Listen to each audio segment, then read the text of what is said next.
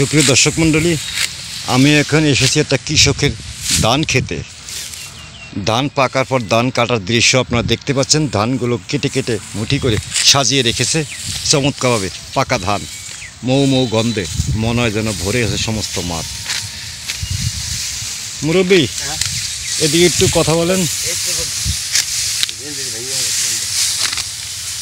এই সেই ধান খেতে। আসসালামু আলাইকুম। আপনি কেমন আছেন? আলহামদুলিল্লাহ ভালো। এই ক্ষেত কি আপনার? হ্যাঁ। কতটুকু জমিনের উপরে এই ধান ক্ষেত? কত রকমে আধা বিঘে আছে।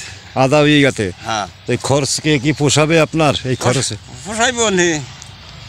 যাক, এমনি এই জমিটা সম্পূর্ণ আপনার নিজস্ব? না, রাখা জমি। রাখা জমি নয়, রাখা জমি রাখে আপনি ধান চাষ করতেছেন? হ্যাঁ, ধান চাষ করতেছি। চমৎকার। এই একজন কৃষকের সাথে আলাপ করতেছি, উনি ধান খেতে মাঠে কাজ করতেছে। চমৎকার। এই দেখুন মুরব্বী, আপনি এমনি কেমন আছেন? এমনি ভালোই আছি। আপনার ছেলে মেয়ে কয়জন? 3 জন, এক ছেলে 2 মেয়ে। ছেলেরা কি করে? ছেলে মাদ্রাসা চাকরি করে। মাদ্রাসা চাকরি। আর মেয়ে করে বিয়ে দিয়ে দিচ্ছেন? হ্যাঁ, মেয়েকে বিয়ে দিছি। তাহলে আপনাদের মুরব্বী বুড়ি নাকি? হ্যাঁ, বুড়া। আর ছেলে কি আপনার কাছে থাকে না নাকি? আমার সাথে থাকে। যাক, সুখ শান্তি আছে। ছেলের জন্য এটা উন্নতি করে দিয়েছি। যাক, আলহামদুলিল্লাহ। এই মুরব্বী তার ছেলে তাকে সহযোগিতার কারণে সে তার কৃষি খামারে অনেক উন্নতি করেছে। এই সুন্দর ধান আপনারা দেখতে পাচ্ছেন, এই ধানগুলো কাটা হচ্ছে। চমৎকার ধান ক্ষেত দেখেন, সোনালী আকৃতি ধারণ করেছে। আলহামদুলিল্লাহ। এই ধানের ছড়া আমরা অনেকেই দেখি না, ধান গাছ ধানের ছড়া দেখুন সুন্দর, এবং কেটে কেটে সারিবদ্ধভাবে রাখা হয়েছে। এগুলোকে নিয়ে যাওয়া হবে বাসায় পরবর্তী সময়ে।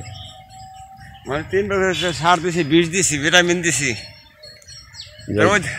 বিয়াটি এখন মোটামুটি আপনি এখন খুশি তো? হ্যাঁ, খুশি খুশি।